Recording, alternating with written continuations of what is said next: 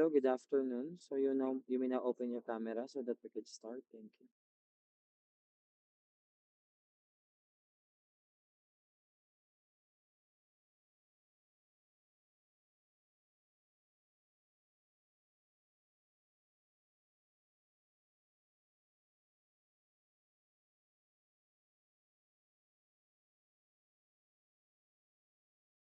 Okay, so again, good afternoon to all. So to continue our discussion, later I will be doing the attendance for all. Pero kahit actually wala na mag-attendance, please use your G Suite accounts. Makukuha ko naman yung list of attendees natin as well as kung gaano kayo katagal nasa loob ng GMeet. Okay, sige. Mhm. Okay, so last meeting, we've discussed about the introduction to instrumentation, if I'm not mistaken. So any idea or any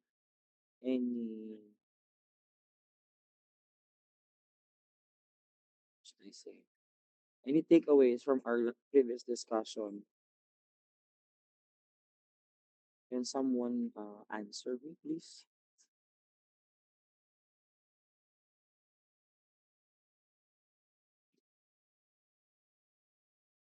Itawag na lang tayo ng name. Ito ba si Palomado?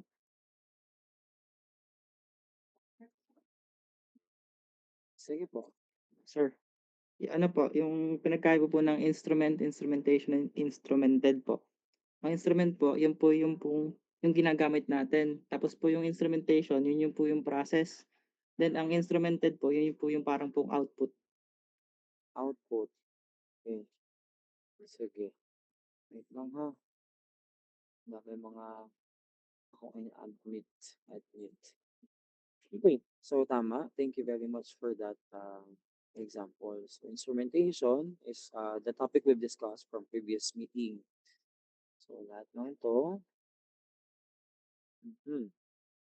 So hanggang saan tayo nag-stop last meeting? Dito, tama? Tama po ba?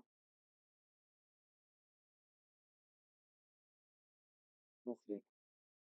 Okay. So for the next part, we have two different types of control loop. For the control loop, we have the open loop and closed loop. Ano daw ba pag sinabi nating open loop at ano daw pag sinabing closed loop system? Okay. So kapag open loop system, it is when the process variable is not compared and action is taken not in response to the condition of the process variable. So basically, ano nangyayari o paano ba nangyayari yon? Wait lang ha, let me join my other device for the discussion. Wait lang. Messenger.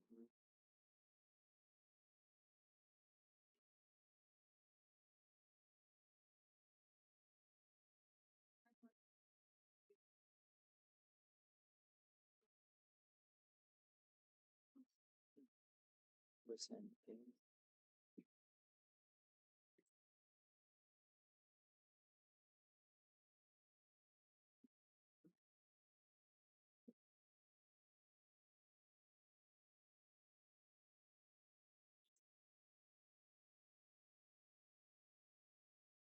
Okay. Oh,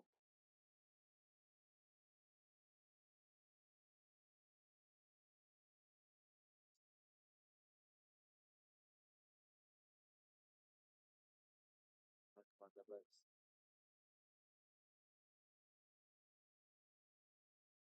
May nakashare sa inyo?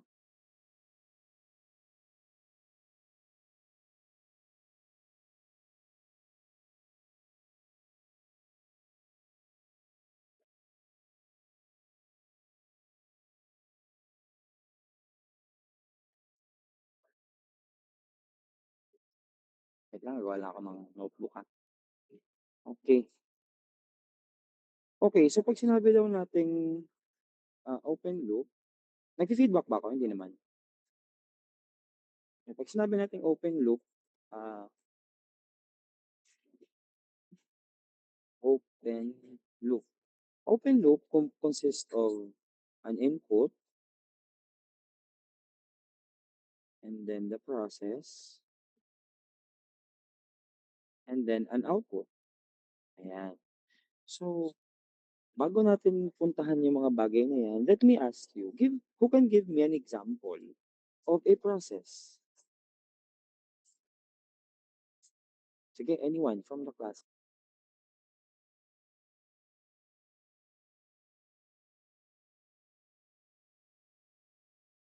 Sige po, Rich. Freezing po. Freezing. What else? Sige, no need to raise your hand. Just answer my question. Melting po. Melting. Nabanggit na ba natin to last meetings? Nabanggit na pala natin. Okay, so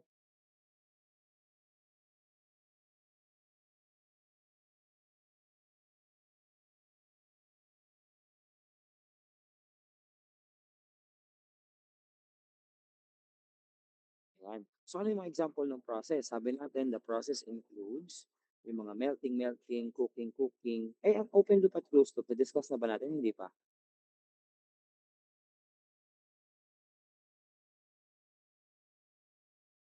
Hindi pa? Ano ba yung heart na yan? Na-discuss na? Hindi pa. Sagot na lang ako, ibig na lang. Ano daw yun? Na-discuss na po. Na-discuss na. So, okay na tayo. Who can give me an example of open loop and closed loop na lang?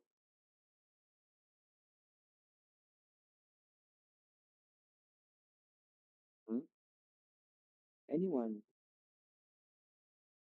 Sige po.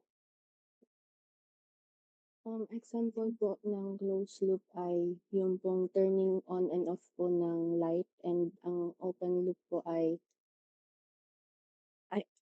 open loop pala po yung sa turning on and off, and closed loop po yung sa aircon po, kung paano po siya nagpapalamig ng room.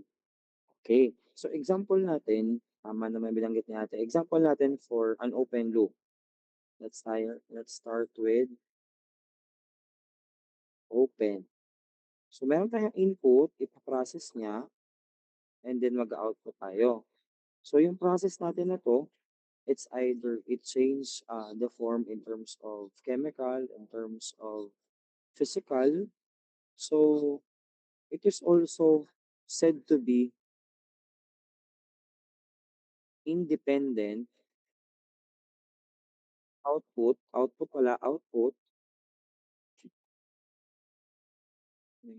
Join lang.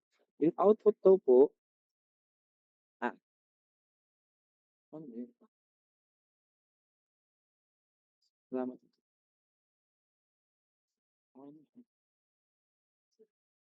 Paano i-accept yung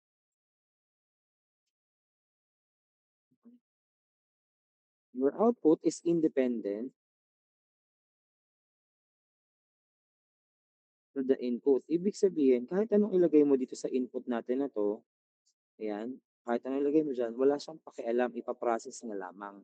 And then mag-output na siya. Example natin, we input variables to a system at which it could help us para ma-identify or ma-justify natin yung isang system through its process.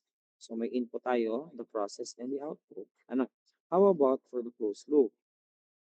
For the closed loop naman, output is dependent. Ibig sabihin natin, if you would remember dito, nagba-vary daw po yung ating output. Yan, yung ating output ay nagba-vary sa atin pong tinatawag na loop at feedback. Hindi niya i-release yung output, ayan, up until hindi pa natin na compare dun sa tinatawag nating set point. For the set point,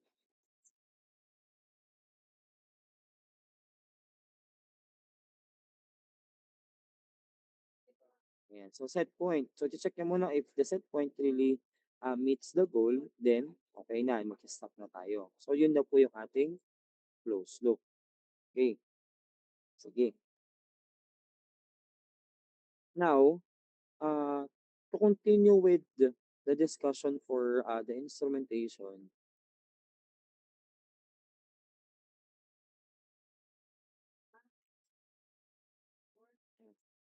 So, let's go for the history. Ano ba yung history ng ating instrumentation?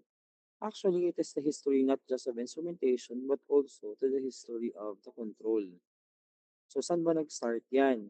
In 1789, flyball governor was invented uh, for the power generation. So, itong flyball governor by Bolton and Watt is discovered using magnets to produce daw electricity or to generate electricity.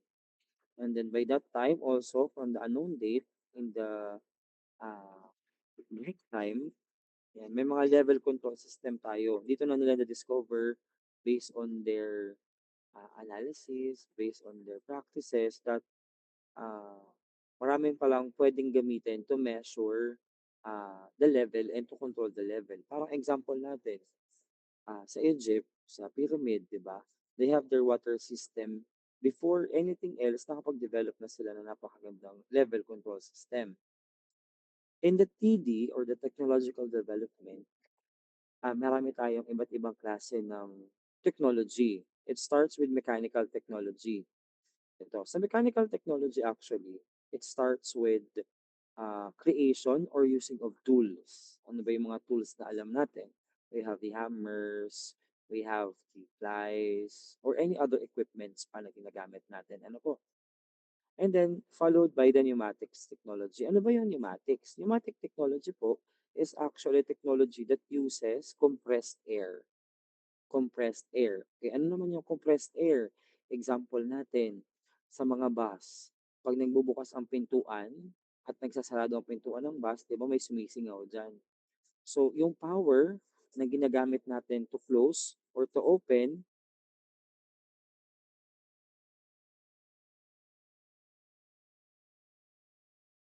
yan. So, pneumatic technology. Then follows naman doon is yung ating electrical technology. So, gumagamit na tayo ng automation sa part na ito. And then electronics is born in 1950s to discover syempre yung ating mga small pieces of electronics, small pieces of devices. Ano po?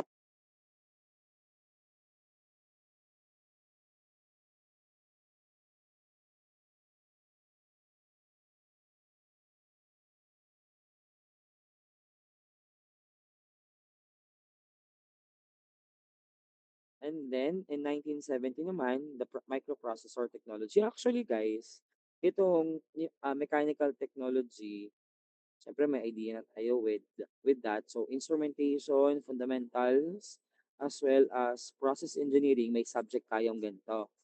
Ano, pneumatic system, meron tayong pneumatics, electro-pneumatics, hydraulics, electro-hydraulics na subject. So, para matulungan tayo for that development. Meron kayong electrical din, di ba? May circuits 1, circuits 2 tayo.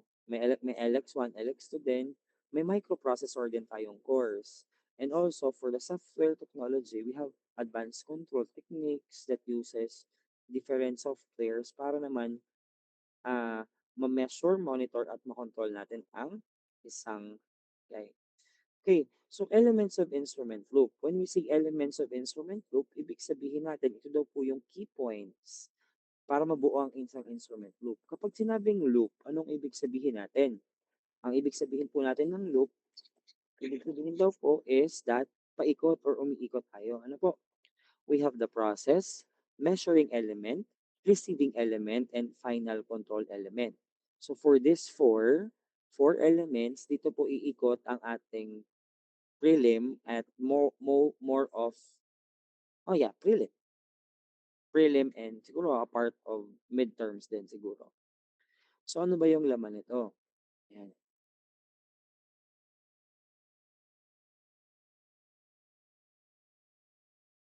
So para dyan, balik ulit ako dito. And share na naman.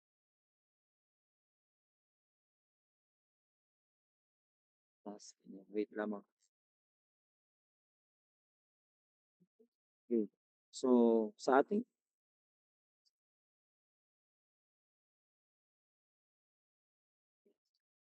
pong elements,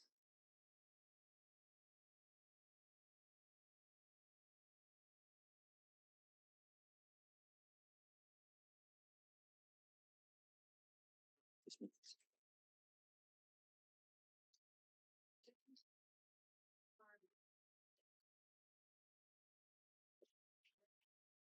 No? Mute ko lang yung ano ha, pasensya na kayo.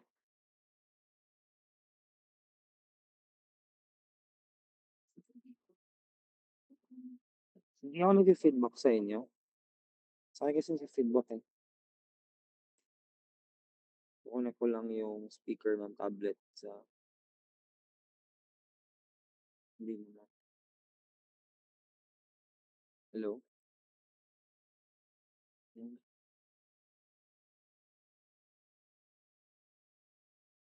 Hello? Yan, okay na. Wala na feedback sa akin. Okay.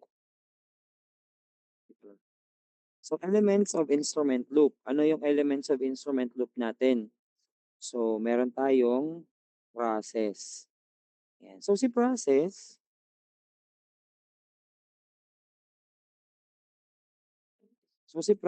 meron tayo dito na process. So, meron tayong input, then output. So, meron pa tayong tinatawag na second element is yung tinatawag nating measuring element. Yan. So, i-measure daw muna niya, bago niya i-output, i-measure muna niya. And then after niya ma-measure, pupunta naman ito sa sunod na element. Ito yung tinatawag nating receiving element. Ayan. Bakit pa iba-iba ang aking ano. And then, yung ating paapat is the final control element. Ayan. Okay. So, ito yung apat na elements natin. Ano po?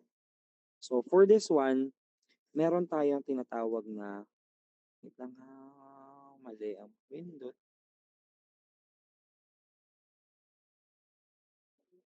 So, for this element, may tinatawag tayong PV.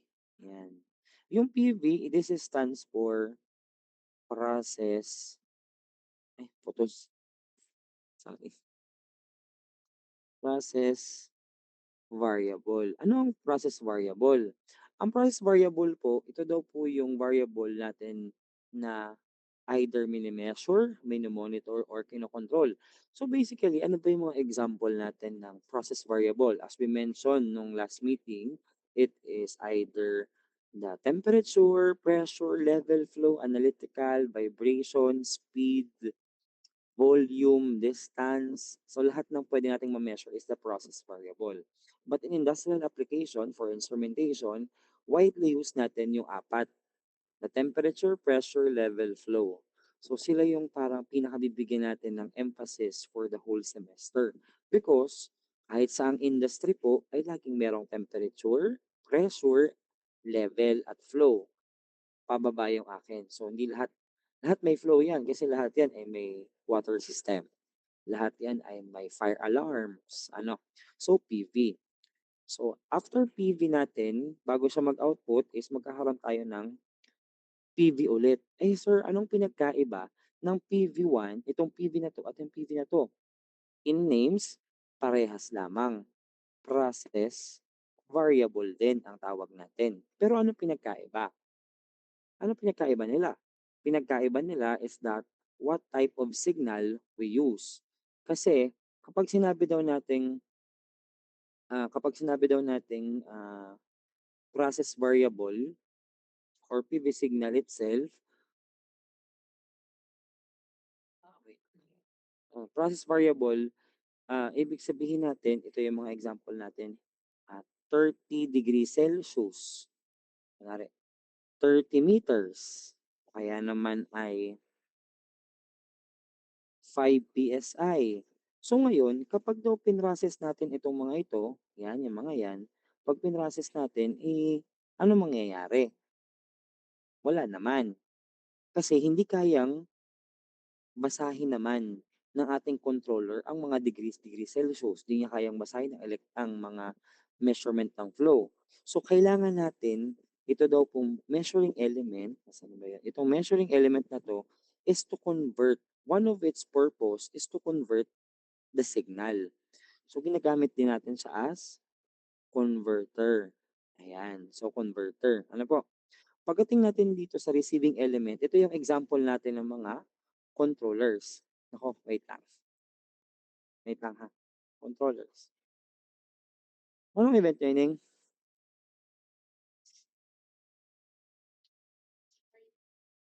Ay, ikaw na lang muna check muna ako. Check mo ito yung checklist nila. Online kayo, face to face. Face to face. Pa-check ako kung kompleto lahat ng document nila. Hanggang, okay, ito na lang 7 muna. Pag kompleto, okay. Bigyan mo sa akin. Ay, hindi pala ako nag-mute, sorry. Ayan. So, converter. So, dito, yung receiving element naman natin, it includes naman yung tinatawag nating mga controllers. Ano? Yung controllers. And then, yung final control element, ito yung action naman. Sabi natin, ano nga si instrumentation? Measurement. It measures. Bigyan ko ng kulay. It measures. So, ito yung measurement. Measure, monitor, and control. Yan. So, dito nanggagaling sa mga yan. So, basically, yung mga yan ang kailangan nating tandaan o alalahanin. Ano? Ayan. Okay. So, yan. Next naman natin is that yung receiving element, may tinatawag tayo ditong SP. Ano yung SP naman? Itong tinatawag na SP ay yung ating set point. Dito nakalagay siya sa receiving element because it will undergo or it will check via the controller if you really meet the process variable. And then after nun, ibabato niya yung signal kay final controller. Uy, okay na. Mag-adjust ka ng ganito. So, ang tawag natin nun ay controller output, CO. Yan, controller output. Okay. So, next natin dyan, kapag yung iyong process ay na-control na or na-monitor na, ang tawag natin sa kanya is MV or manipulated. Ayan, variable. Okay. So, to really understand this concept, ayan, magkaroon muna tayo ng definition. Ano ang pinagkaiba? Sige nga, anyone, ano pinagkaiba ng measurement at detection? Yan. Ano pinagkaiba nilang dalawa? Sige, you can answer naman po sa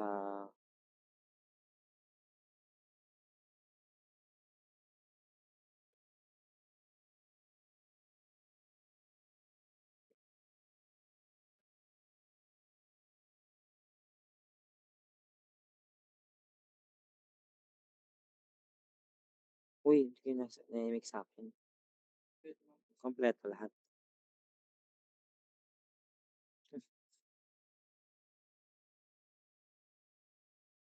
Okay. Yan, sige po. Sino yung umimik? Nawala. Ayan. Sino yun? Sir, audible po ba? Yes, audible. Sir, I think po ang difference between measurement and detection is sa measurement po, we are dealing with quantitative properties. Example po is yung parang sa temperature. Kunwari po is 30 degrees Celsius yung minemeasure dun sa variable. Then sa detection naman po, ang pagkakaalam ko po is parang dinedetect niya lang po kung nandoon or wala or kumbaga kung present po yung variable or absent po dun sa isang system. Okay. Kapag sinabi nating measurement, it is the determination of magnitude of a variable. Variable. Or sa madaling sabi, may tinatawag tayong value. Ayan. So may value siya. For example, the temperature is 30, 45, 75, 200, 500. May value. When we say detection naman, ito ay determination naman determination of the existence, ayan, or the presence, sulat ko, of a variable. Ibig sabihin naman ng detection, meron o wala, nandito, nandoon. Ano po? So, basically, the output is input-output lamang. So ngayon, bakit pumasok sa ating discussion si measurement and detection? Ang topic natin kanina is all about measuring element. So for measuring element, ano ba yung basic function ng isang analog measuring devices? Una-una sa lahat, sabi natin kanina, di ba?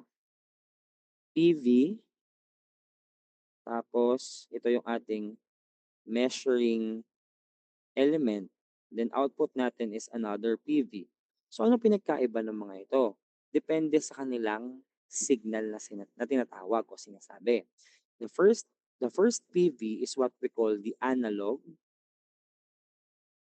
variable. So ano yung mga analog variable? Yun na yung measurement na sinasabi ninyo. May value. Example natin, 35 degrees Celsius. Yan.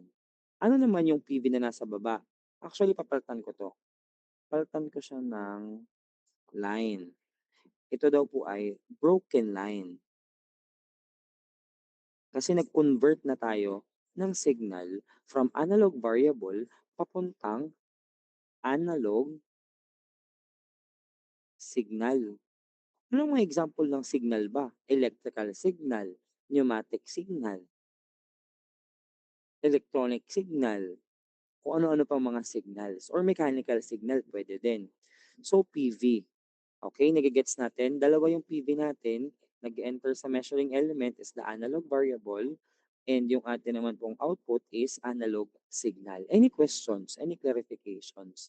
Naintindihan po ba natin as of now? Can you please just tawag dyan, thumbs up kung naintindihan? O gusto ko labas dila? Charis, lang. Ano yung labas dila? Ganun lang. Naintindihan. Kung naglabas ng dila, may plus pa naman sana. Hayaan mo na nga. Ayaw nyo ata. Sige. Okay. So, yan. Bakit ba ako nakaganito? Wala kayo. Nasaan kayo? Ito pala. Yan. Okay. So, may kopya naman ako nito for us to, to discuss. Naka-tablet ako para mas makita niyo sunod-sunod no analogy ng gagawin natin. Next part naman is, nag-next page tuloy. Next, pag-usapan natin ang, ito naman, range versus span. Yan. Any idea what's the difference between the range and the span? Huwag yun na i-search. Gusto ko sagot niyo muna ngayon. Sige, Jay. Sir, Mhm. Ano? sir audible po? Hindi. Joke. Oo. Sige, Sir, go. ang range po is the maximum and minimum value can be measured po. Then, ang span naman po is the difference between the maximum and minimum values of the range po. Actually, tama. Pero ang tanong ko, ganito, para mas maintindihan ng iba. Can you give us an example? Anyone? Can you please give us an example of what is range and what is span? Sige, bigyan ko muna kayo ng idea. Kapag sinabi nating range, it is the limit or extent of variation. Ibig sabihin natin, tama yung binanggit ni Noah, na meron tayong lower limit, maximum limit. Yung span naman, it is the number of units between those range. Di ba, kumunot yung noo ni ni Angel. Okay lang. Plansahin natin yan. So, paano daw po ba yon? So, to give us an example, meron bang gusto magbigay ng example? Wala pa? Sige. Ako muna. Okay. So, ano pag sinabing range? Kapag sinabing range, simula dito, yan, hanggang doon. example lang. Huwag niyo isulat muna, makinig muna kayo. Sinusulat niyo agad eh. Oh, example, ilan taon na kayo? 29? 20? Sabi ni Justin, ano? 20. O, 20. O, let's say sabihin natin, ang age nyo ngayon ay nagre-range. Yan, 19 to 21. Example. So, this is what we call the range. Okay? So, ano ang span? Ang span natin is the difference between the two. So, 2 years ang pagitan ng edad ng nandito. So, that is the span. So, bakit ganito yung example natin? Hindi ko din alam. Pero, bakit binabanggit siya? Bakit siya importante sa instrumentation? Because we need to identify the range or the limit. Oo. The limit of extent ng isang variation. Ayan. Bakit natin kailangang malaman yun? In order for us to measure, monitor, and control, again for instrumentation, we need to focus first para kailangan malaman natin ano muna yung range ng isang instrument. Ano ba ang kanyang kakayahan? Ano? Na mag-measure, na mag-monitor, at mag-control.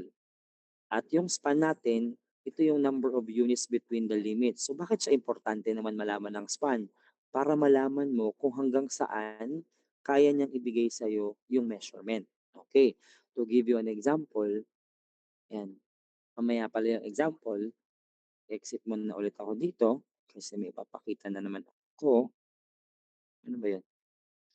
Yan. So, share muna ulit ako ng kabilang device. Ayan, no ha? Mhm. Hindi ko alam kung nakikita ninyo, pero sana makita ninyo.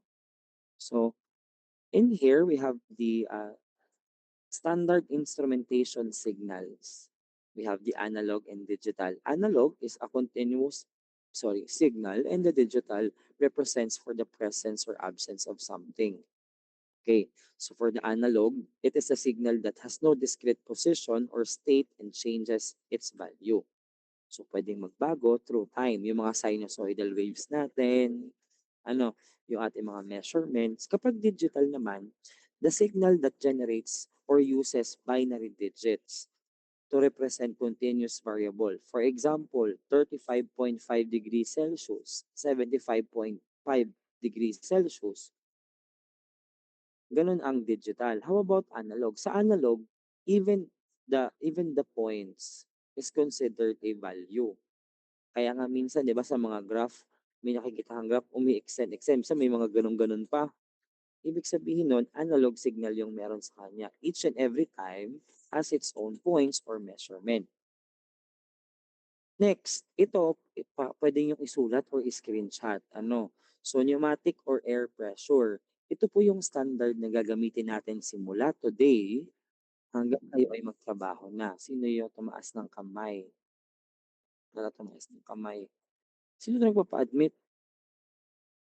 Sakit nito. Ano kaya admit yun? Admit one guest. Admit. Listing yawa. Yan, okay na.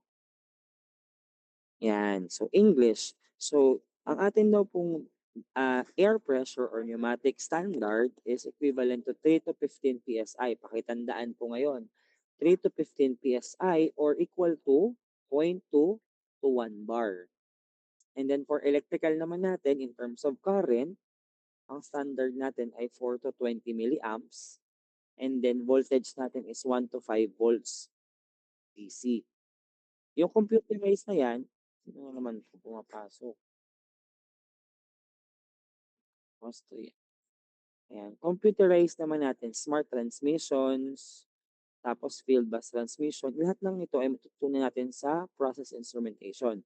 Pero ngayon, dito muna tayo sa pneumatic tsaka electrical signal. Pakitandaan. Ano po? Sa uluhin nyo na, ikabit nyo na. Basta wag nyo lang ilagay sa cheating. Okay? So ngayon, we are now going to convert signal. For example, current standard natin is 4 milliamps. And then ang output natin 4 to 20, the pressure is 3 to 15 PSI, and the pressure standard is 0.2 to 1 bar. So, ito yung tanong. Yan. Given the PV input to a transmitter, determine the equivalent output signal. So, ano daw po yung output signal natin? PV input tsaka signal output. So, if we have PV range 0 to 100 PSI and an output range of 4 to 20 milliamp, if ever daw po na ang PV measurement natin ay 50 PSI, ano daw po ang ating output? Sige. Ayaw mo sabay mag-share?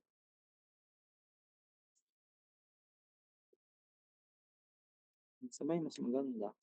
Pwede, nakikita niyo both yung ano ko? Yung tablet saka yung laptop, nakikita niyo both? Yan, nakikita naman pala. Pwede pala yun. Okay, so if that's the problem, yan, given. So, lagay natin, PV range. Ano nga ang PV natin? Process variable range. So, if may PV range tayong 0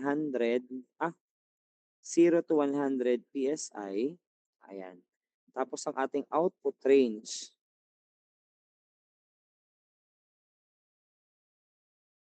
ay 4 to 20 milliamps. Yan. What if daw kapag ang na-measure natin ay 50 PSI? Ano daw equivalent niya in milliamps? Yan ang tanong. Kasi ganito yung itsura niyan. Di ba, nag-measure tayo, sabi natin kanina. Ito yung measuring element. Yan. So, ang range daw na kayang isukat ay 0 to 100 PSI. Tapos sabi natin, ang standard niya ng milliamps ay 4 to 20 milliamps. Ang tanong, paano pag ang na-measure daw niya ay 50? Ano daw pong equivalent niya in milliamps? So, ano ba ginagawa natin normally sa ganito? Normally, nawala. Yan. Nawala tuloy ako sinabi. Gumagamit tayo ng relationship of instrument variables. Yan, nasa kabilang slide, kung napapansin nyo.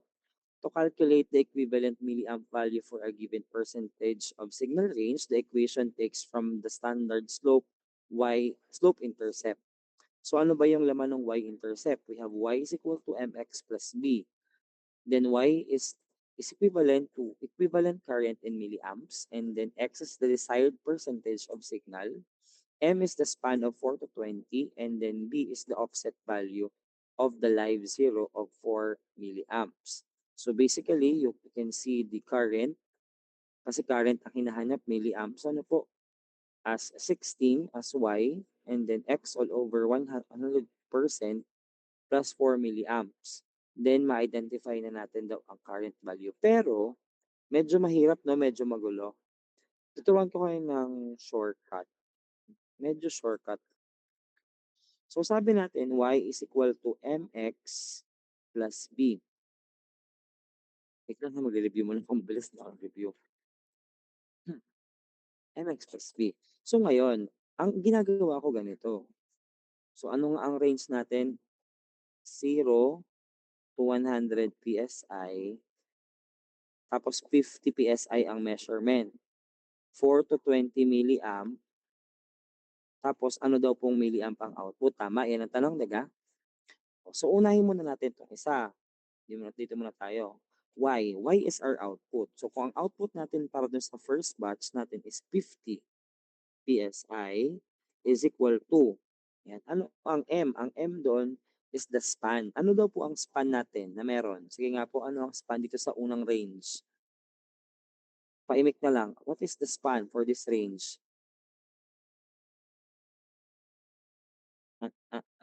Span.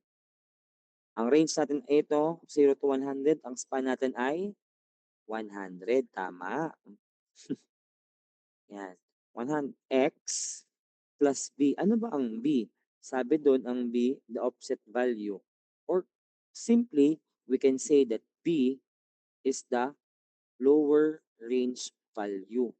Yan. Ano ba ang lower range value natin dito sa unang bilog na red na to dito? Dito, anong bang offset value natin dyan? Sumagot ka na lang, Kent. Oo.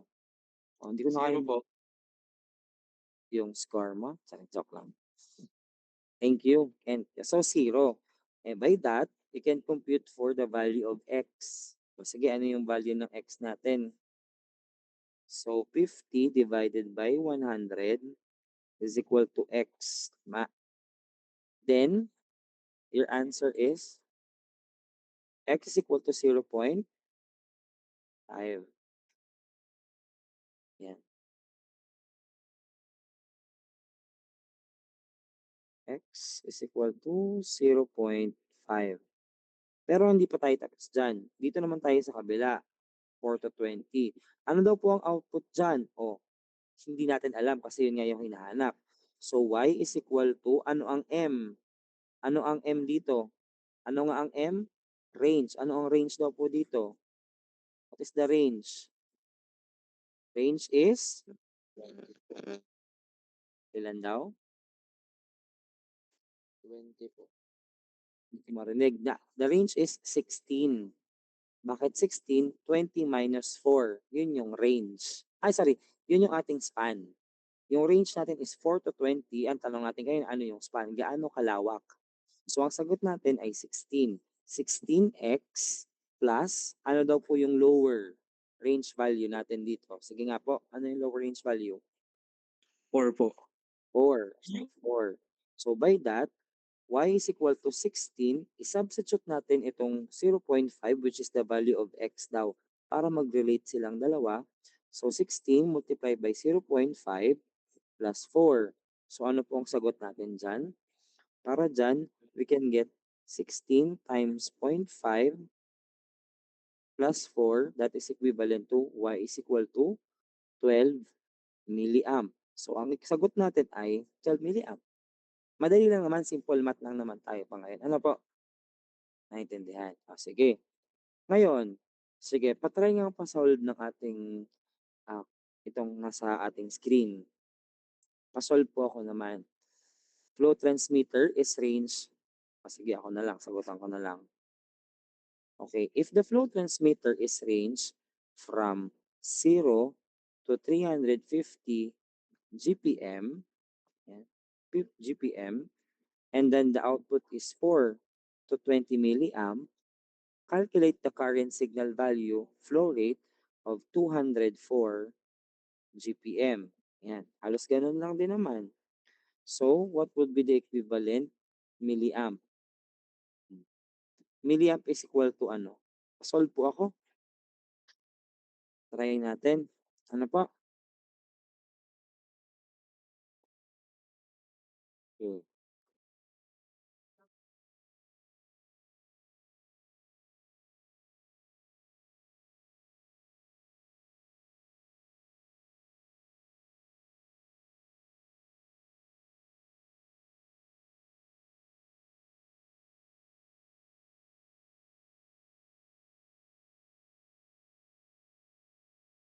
Meron nang may sagot? The answer is 13.320. Ito pala.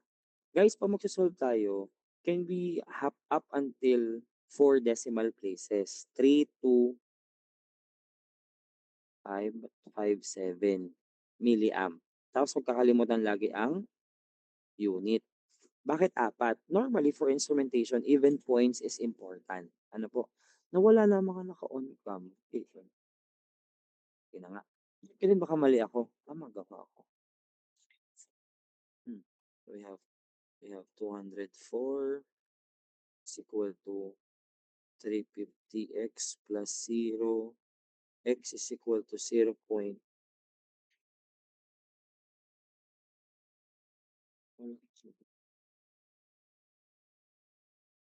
0.58 572 8571 429. Tapos multiply natin siya sa 16, 0.58. Wag nyo, ito pala, yung x value, itong x value ha, wag nyo i-round off ito ha. Mga ate kuya, wag nyo i-round off. Dito na tayo sa final answer mag-round off. Okay? So, pag kunwari na ano, tuloy-tuloy yan, plus 4. So, that would be 13. Tama ba? Tama ba ako na ma-solve? Baka mali ako ah. Tama naman. Next natin, wag yan, madali na yan. Ito yung tanong. An electronic loop controller outputs a signal of 8.55 milliamps to a direct response. Sir, ano kapag sinabing direct response? Yun yung ginagawa natin. Ano? So, 4 to 20, ganyan-ganyan. Sir, paano ito? Nakalagay dito is control valve. Ang meron lang tayong value, mag-next. Ang merong value lang tayo is 8.55 milliamps with a range of 4 to 20 milliamp. As 4 is the shut or closed. Ito yung open. How far open should the control valve be at this MA yan, MA signal level? Ang tanong. Yan. So, gaano daw kalaki opening? Pag opening ang usapan, percent po yun. Okay? Pag opening ang usapan at control valve. Okay, so let's start. We have 8.55 milliamp is equal to 16x plus 4. Then x is equal to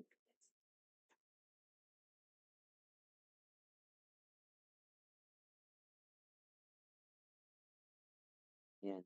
So, gawin natin 8.55 minus 4 muna. Lipat natin sa kabila. So, 4.55 divided by natin ng 16. Divide 16. So, meron tayo 0.284375. After that, i-multiply lang natin siya ng times 100%. So, by that, you can get 28.4375% opening. Okay. Ganun lang yung usapan. Percent opening lang. 4 is the shutdown, opening. Pero minsan, kung ang sagot nyo naman ay 71.5625 closing, tama din naman. Pero kasi ang pinag-uusapan muna natin is wide open. So, opening talaga. Pinakatamang sagot. Okay po. Okay, so ito yung pipiliin natin sa kanila. Any questions po, ate kuya? May naiintindihan po ba tayo today? Okay. So, let's start naman with this types of measuring. Yan, measuring elements. ME tayo, ME. So, under measuring elements, nasa na yun? Kanina, drawing pa ako. Yan. Under this area, itong measuring element na ito, meron daw tayong iba't ibang mga components. Ayan.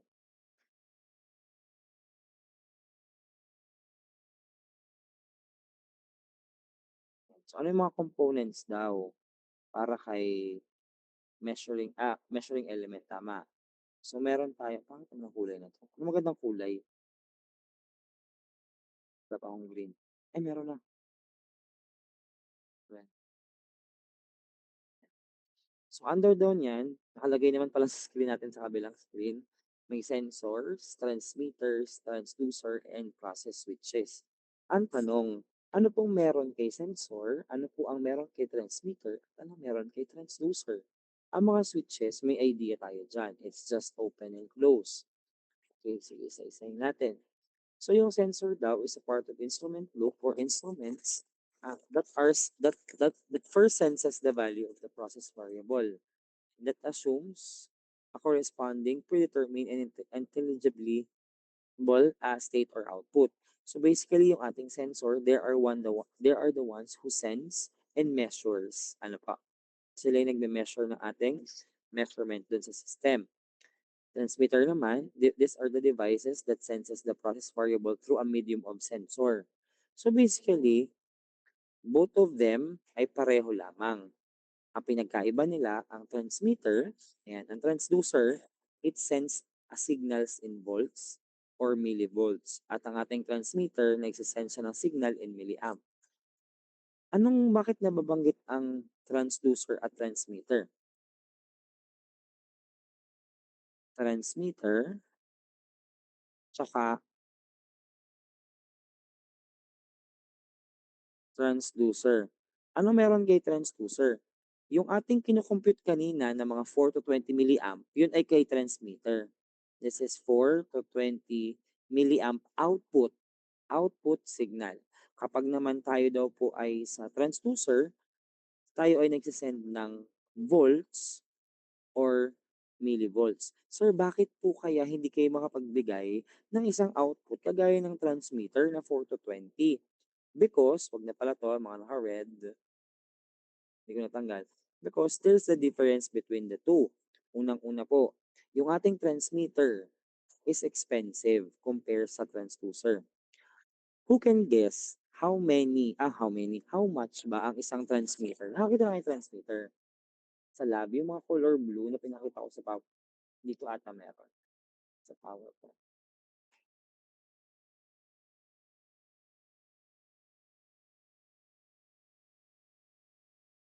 Yan, ito yung mga transmitter. Itong nasa upper right. Yan. Ang sensor natin itong nasa padalawa, sa gitna. Nakikita niyo ba yung cursor? Ito sensor, ito ay transmitter din. Yan. Ito transducer yung may black sa baba. The rest valve gauges. Okay, so ano pinagkaiba? Bakit daw expensive daw ito kung itong blue na to nasa ito, tsaka itong black na ito? Bakit ano pinagkaiba? Bakit expensive? Alam niyo ba kung magkano ang isang transmitter na yon? Isang transmitter, it cost 80 to 70,000 sa. Kaya wala masyado nagtitisis ng mga ganyan kasi syempre mahal. Tapos, syempre, bakit siya mahal? Sana all. Bakit siya mahal? Because, mabait siya. Yan. Bakit siya mahal? Because it has its very other functions. Because it is accurate. O, accurate daw siya. Comparing kay transducer na low cost, cheap, na not accurate. Actually, accurate din naman si transducer. It's just that, define lang kung gaano ka laki ang range ng transducer. And then, very rugged. Yung rugged nito, ibig sabihin natin, the instrument, ito pareho instrument instrument ang transducer, instrument din ang transmitter. Yung very rugged siya because it could be placed sa atin pong mga planta. Sa labas ng planta, sa mga tangke, very rugged sila. So, pwede silang mainitan, maulanan, mabagyo, maalikabukan, lahat ng yun pwede. Transducer not rugged because normally we use transducer sa ating mga food manufacturing. Nakikita natin ang transducer minsan ay dun sa mga loob ng mga kwarto, loob ng mga buildings natin. Transmitter naman daw is repairable. Ibig sabihin, kapag nasira siya, pwede natin siyang i-calibrate.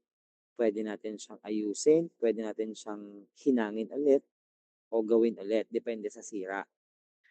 Pero ang ating transducer, hindi na po siya nare-repair. Once na masira na, engine na siya. Ibig sabihin, tama na, tigil na natin. Next, transmitter natin is adjustable in range. Ano nga po ang range? Ito yung may limit from 0 to 100. So, siya ay may range na na-adjust. For example, ito drawing ako. For example, this is your instrument. Ayan. Nag-measure siya. Ayan. Nag-measure, ano ba magandang example? Smith. Yan, okay. Yan. Mali pala to. Diretso, ito yung broken line. Ito yung kaninang ginagawa natin, yung convert, no? So, kung ang range daw nito ay 0 to 300 PSI,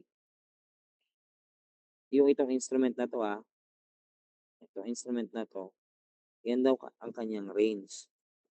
Pero, may tatawag ito ang tinatawag nating, instrument range. Ibig sabihin 'pag binili mo ito yung kapasidad niya na mag-measure. Pero may isa pa tayong tinatawag.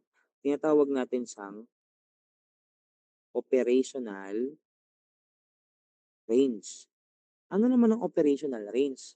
Ang operational range kung paano mo gagamitin yung instrument. For example natin operational range, ginamit mo siya as 50 to 100 PSI only. Bakit po gano'n? Kasi minsan, ang normally ang planta ang gamit lang naman ay 50 to 100 ang iyong imo-monitor, ise-sense, imo-monitor at iko-control. So 50 to 100 sine-set siya, puwede kay transmitter 'yun. Bakit kaya hindi na lang gamitin yung full potential, 0 to 300? Sige nga, any idea po, bakit kaya hindi na lang sir gamitin ay ano, 3 to ano yun, yung 0 to 300? Sa tingin niyo bakit kaya?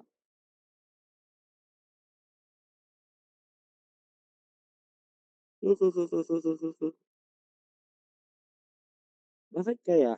Hula po tayo, ate, kuya. Napasarap.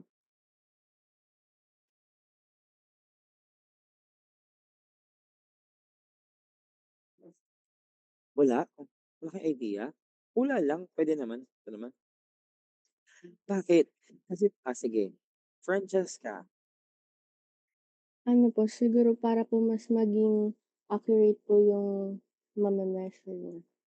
yes, accurate yung measurement. For example natin, ito yung graph natin, yan. Ito yung set point natin, yung red. Ngayon, if ang limit natin ay, sige black, limit natin ay 0 to 300. Kasi ito yung set point mo. Ngayon, yung set point mo, bakit ito yung pula yung 50 to 100 lang, So, 'pag ganito ang measurement natin, ito ang dumadaan lang naman sa'yo, ganito lang naman yung pressure mo. So, makakapagbigay siya ng mas accurate, mas detailed na value comparing kung ang ginagamit mo ay ito pang block na ito sa taas saka sa baba, ang liit ng discrepancy. Hindi mo siya mame-measure agad ng maayos. So, mas maganda kung kaya namang i-adjust, puwede siyang i-adjust. Pero si transducer, fix na daw siya. Kaya 'pag bibili tayo nakalagay na sa transducer. Ano 'to? Kunwari kagaya nito, hawak ako pneumatic cylinder. Nakalagay na dito yung range ng pressure. Yan, 0 to 10 bar ang kailangan niya para mag gano'n. Eme. Okay, next natin is the standard signal output, and then ang ating transducer naman ay different outputs by the manufacturer. Ibig sabihin, magkakaiba sila ng ano tawag diyan, ng iba sila depende sa manufacturer, depende sa gamit, depende sa puntahan. So ito, saka ko na i-discuss ito, converter, transmitter, ito mga transducers. Yan. If you would notice, meron tayong iba't ibang mga transducers. Okay? Iisa-isahin natin yan sa mga susunod na panahon at magta-try kayong maggawa din ng ganun. Ano? Okay, so let's start with, move forward tayo kay process measurement. So, alam ko lahat kayo marunong mag-measure, di ba? Kaya bakit ganito? Ano gawin dito? Hala, yung iba, ganito. Hindi marunong gumamit ng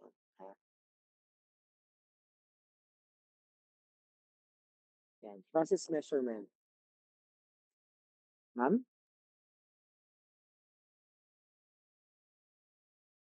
Process measurement, ayan. Meron tayong tinatawag na direct method at inferential. Yung direct method, direct na siyempre. Yung inferential, tinatawag din natin siyang inferential or indirect measurement. So ano ba ibig sabihin natin ng direct? Pwede na maglakas ng boses? Wala ka ng boses ko? Kasi pinaka-headset, hindi ko narinig boses ko kaya napapalakas ako. Ha? Ay talaga, hindi mo sinabi? Kasi ano, 'pag naka-headset hindi ko marinig. Kaya nakaganto nga minsan 'no, tingnan mo, pisngi ko ang nakikinig. Okay. Okay, so mga kapamilya, kapuso, kabarkada, and start na po tayo ulit. Okay? So pag sinabi natin direct method, we are directly measuring the process variable using directly the instrument intended for it. Example, pag sinabi nating pangit na nasulat ko. Pag sinabi nating temperature sensor, ano ang mini-measure? Temperature. Ang galing. Sumagot sila, eh, lakas ng boses nila dito. Nag-agawan sila sa mic. Oo, kapag sinagot naman natin pressure, pressure din ang mini-measure. Okay. So kapag inferential measurement daw, you are using other instruments to y- uh, to measure, monitor, or control ng iba pang process variable. Example, ayan, direct measurement. So the measurement of level in this tank is measured directly in units of height. Ayan, height ang ginagamit natin. So kung gaano kataas yun, gaano kataas ang level. Tama po, directly yon. Okay? So kung may mga instruments tayo such as ball float will be discussed later. Yan. So dito din siya. Okay. Ngayon, yan. How about inferential? Ang inferential, we are using what we call the uh, hydrostatic pressure. Ibig sabihin, pagtaas daw po ng level ng tubig, pagtaas ng pressure sa bottom ng tangke. Ano? So pagtaas ng pressure, pagtaas din daw po ng pagtaas ng level, pagtaas din ng pressure sa ilalim ng tangke.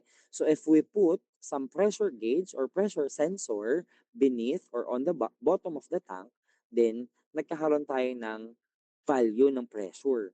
'Di ba? Kapag kayo nagsumisid, sino bang magaling sumisid diyan? Sisisid, langoy-langoy, 'di ba? Free diving. Paglangoy natin ng mababa, tuwang-tuwa si Justin. Bring book memory ba? Si Miko magaling sumisid. Nice. Sisid po kisisid. Gilbert, tawa ng tawa lang. Okay. So ngayon, kapag tayo po ay sumisid daw, paglalim ng sisid natin, pagbago ng pressure. We will be discussing about pressure later. Pero this is for the general discussion. So, nagbabago yung pressure. Minsan, sino mahilig mag-hike dito? May mga nag-hike ba? Pinapayagan na ba kayo mag-hike? Ilan taon na kayo? Sino Miko? Si Miko kanya pataas ng kamay. Sino ba si Miko? Umakit na dito ang Miko. Miko, magsalita ka ng makita ko. Sir, Paano wala akong nakita nagsalita? hello po. O, yun. Miko, umakit ka ng bundok. Opo. At bumaba ka pa? Hindi, just lang. Okay. Mahilig din ako umakyat ng bundok. Kaya minsan ayoko nang bumaba din minsan. Kasi napakaganda ng mga view, 'di ba? It's not about tapos magpo-post si Miko, it's not about the goal, it's about the journey. Journey, pag nagrereklamo ka nga, paakyat pa lang, ayoko na. Yan. Ano pinakamataas na naakyat mo bundok, Miko? Bundok talaga yan, ha?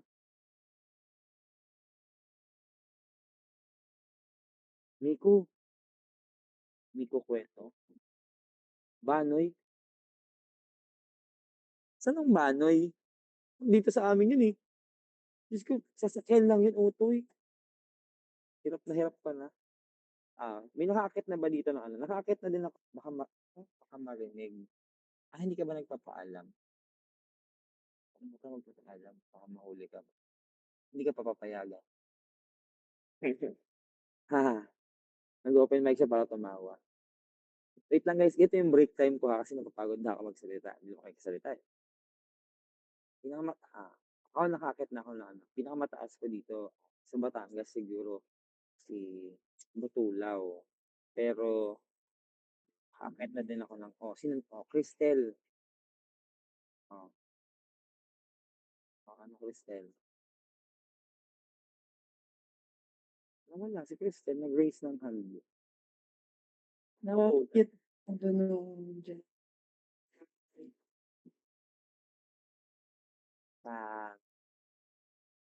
Batulaw po.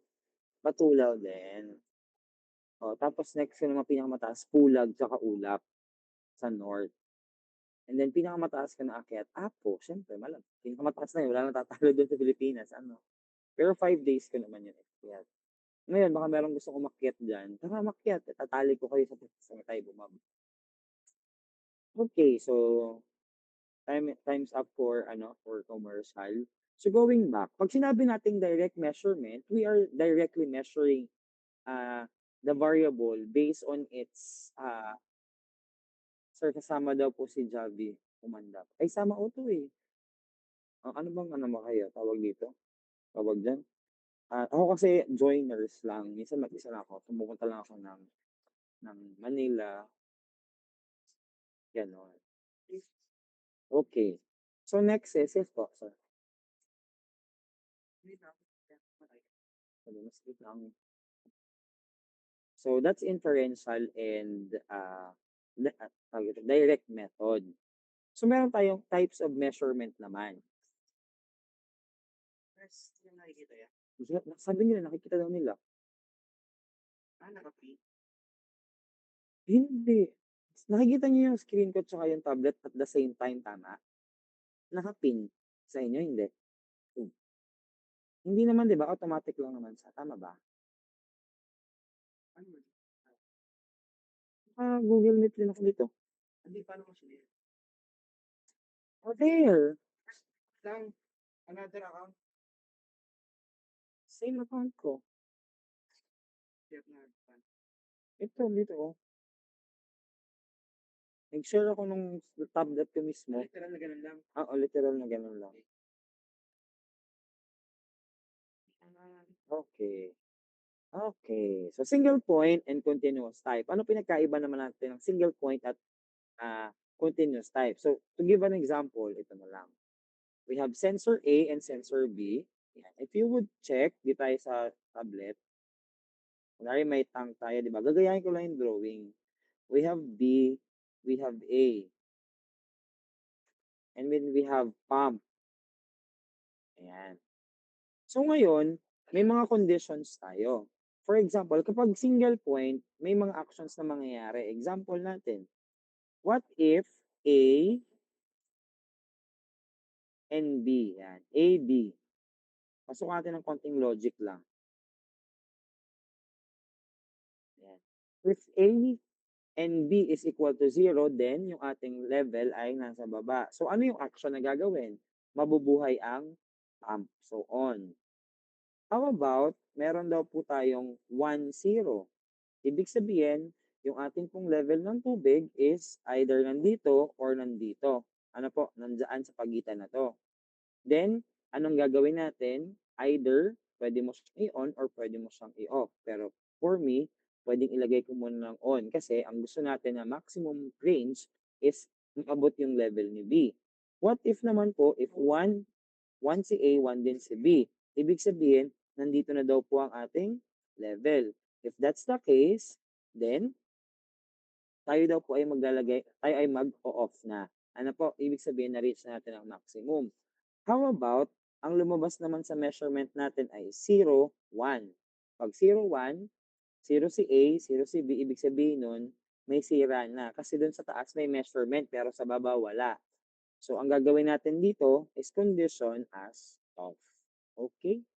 So, yun yung example natin ng single point type measurement. We are relying on specific points, what to do, and what are the actions na kailangan nating i-exhibit. Okay? After that, next naman is the continuous type measurement. For the continuous type measurement, one of the example in our slide is that the magnetic flow indicator. So, meron tayong level through the site class, tapos kaakibat or pantay lang yung pagpo-provide ng measurement din. Ano po? So, ganun ang level measurement. Sa level measurement naman ng continuous, wait lang.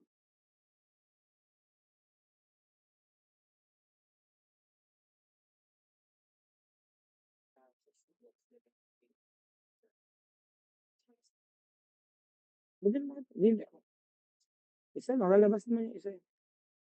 Basta active kasi yung account mo na isa, nauuna yun sa screen, diga? And then, ito naman, for example, ito naman, pag naka-continuous. Pag continuous naman, every point from 0%, 25, 50, 75, 100, tuloy-tuloy yung level of measurement niya. Ano, real time yung pagbibigay. Ano kailangan daw, Jet?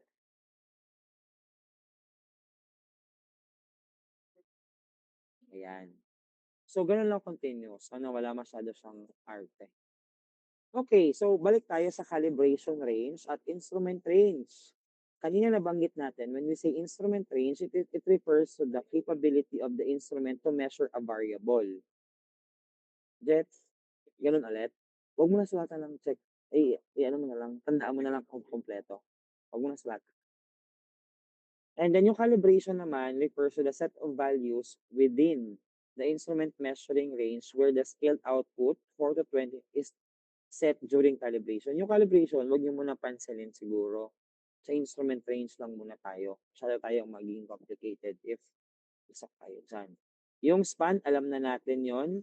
Sa span natin, we have URV, LRV, upper range value at lower range value. Malinaw po tayo, ate kuya? Okay po. Okay, so let's go to the discrete process measurement. Ano ba yung discrete process measurement? As part of the measuring element, sabi natin may sensors, transducers, transmitters. Last is the process switches. So discrete sensors are typically take form of switch.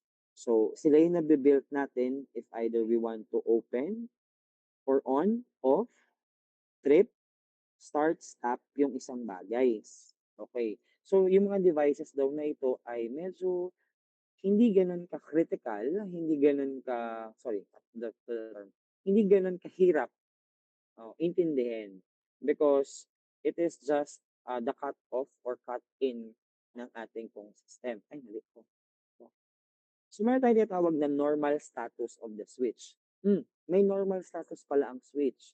Kapag tinanong, ano ba ang normal status ng switch? On or off?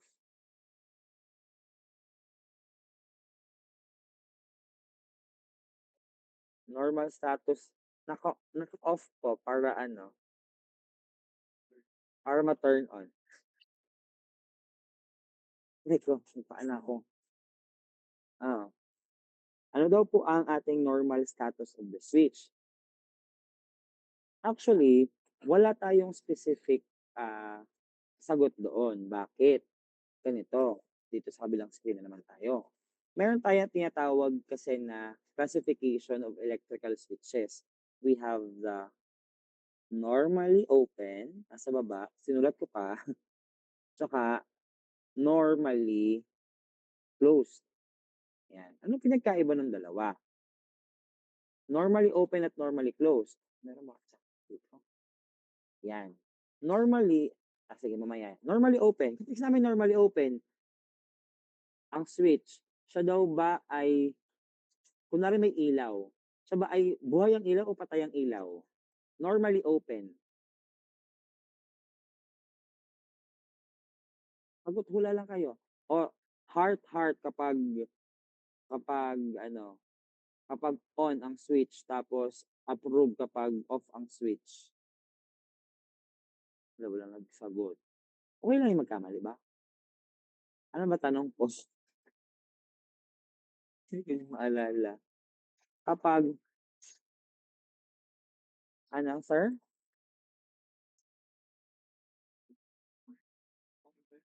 Kapag normally open, buhay ang ilaw o patay ang ilaw, yun na lang. Heart nga kapag ano, 'di ba?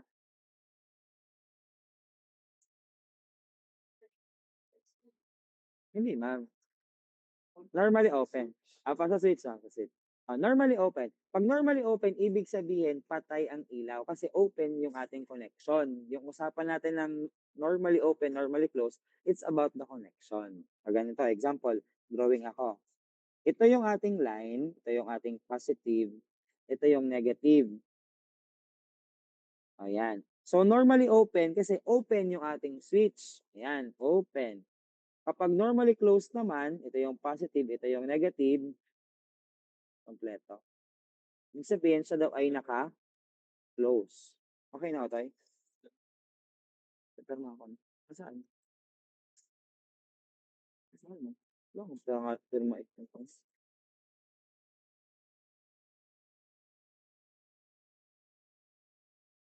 Yan. Naintindihan niyo normally open, normally close? Bumukas na ako. Yan. Normally open at normally close. Ang usapan natin sa normally open, normally close is the connection. So, the lamp will energize only if someone presses. Yan. Pag ito normally open, pag pinush mo, saka iilaw yung lamp. Tama. Ito naman, kapag normally close, pag pinush mo, saka siya mamamatay. Ano yung example natin ng ganito? Oh, dun sa ating mga push button, kunwari ay doorbell. Pag pinindot mo yung doorbell na normally open, pag push mo, saka siya gagana, di ba? O ano example naman ng normally close? Normally close, yung sa mga ref na naman tayo. Di ba sa ref, merong ilaw doon. Sisilipin nyo pag sarado na. Meron dong pag nagsasarado yung ref, may limit switch tayo na o merong switch doon na kung saan pag na-touch siya, mamamatay ang ilaw pag nakasarado.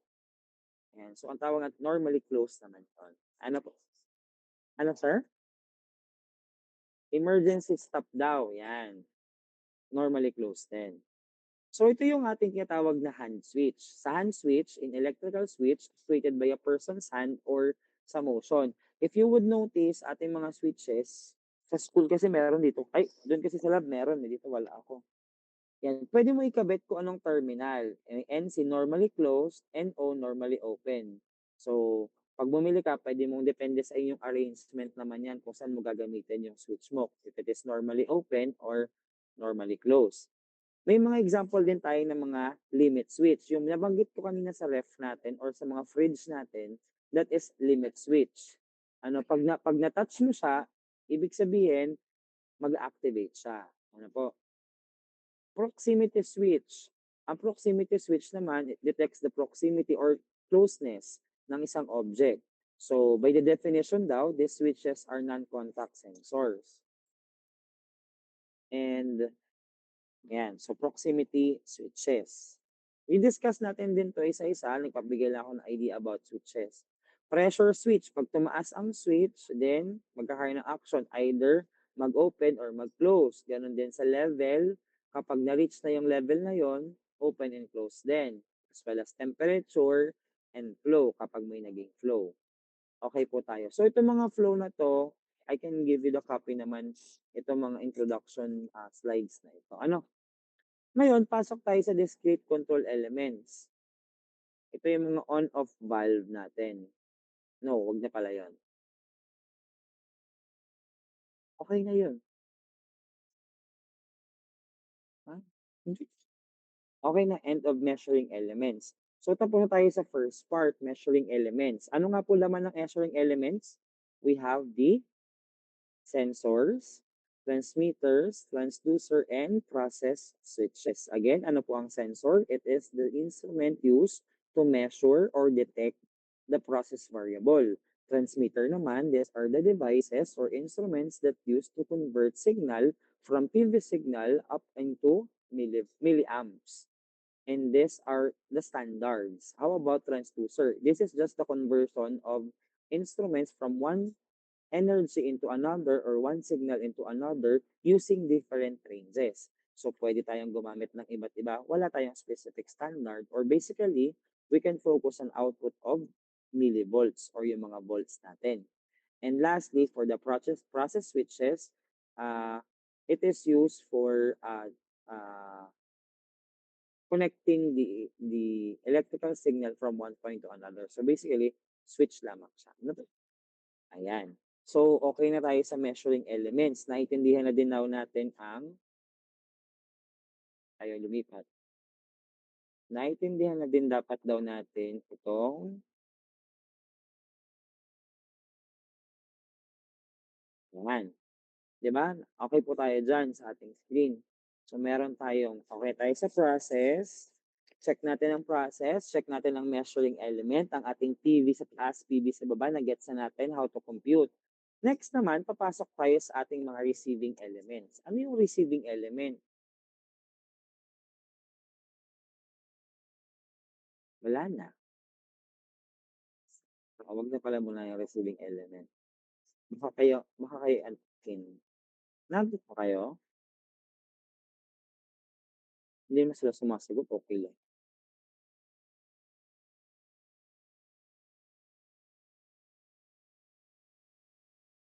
Guys.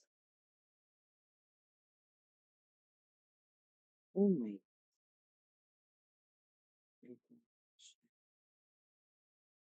Okay.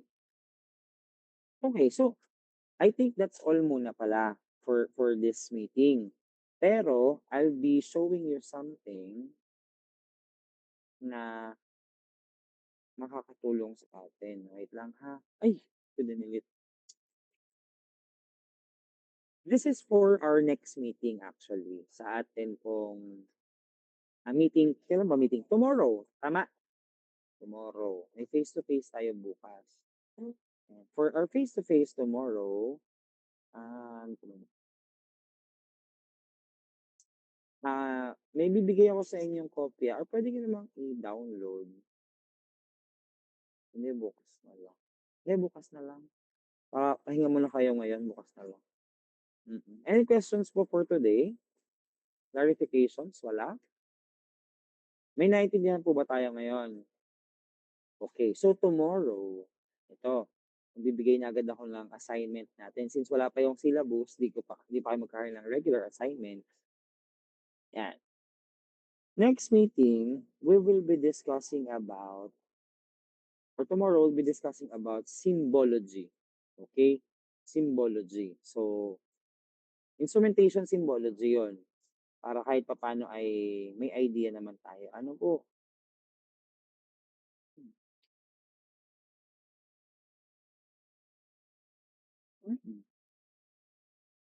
Announcement, siguro by next week ang ating prelim exam. Pero for fundamentals of Instro, hindi tayo sasabay sa exam. Ha? Hindi tayo sasabay.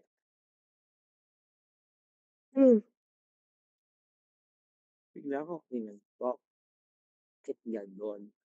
Wala pong may tanong, sir, kayo? Sino tatanong? Hindi. Wait lang ha, hinahanap ko ngayon ang next topic natin. Wala, oo nga.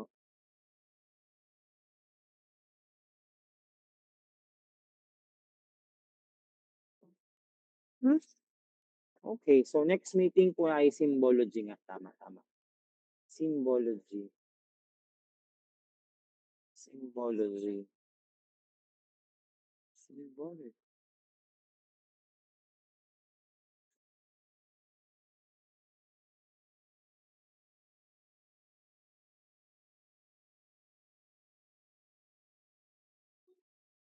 Okay. Ano ko ba? Maganda ba kayo?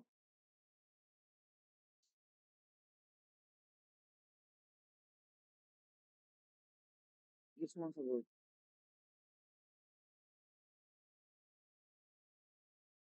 Maganda kayo? May lakad pa ba kayo? May date pa ba kayo? Ano ba?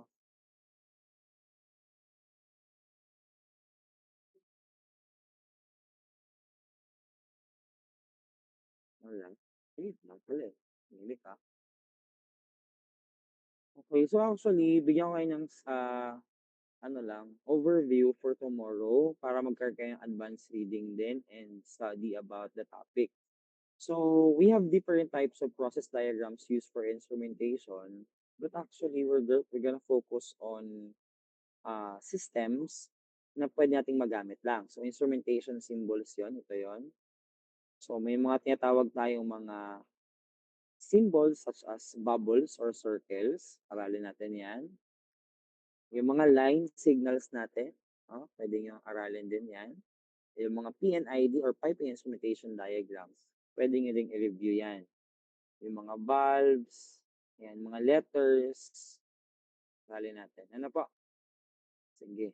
Yun lang. Nagbigay lang ako ng pwede nyo aralin muna. Okay? Any questions po? So, before we formally paalam Can you please open your camera? All of us, please. Buti pa si JB. Sug na. Ano ba ito ano? Please mag-screenshot lang tayo. Attendance baga. So, paano ko Jeff, paano to, Jeff? Hindi ko ma-open lahat eh.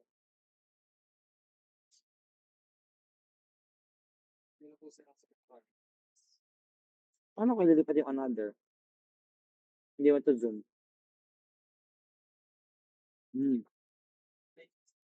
O, ganito na lang. Lahat, ha? Ano nila malalaman kalahati sila? Other na lang daw. Paano mahati yung babae lalaki?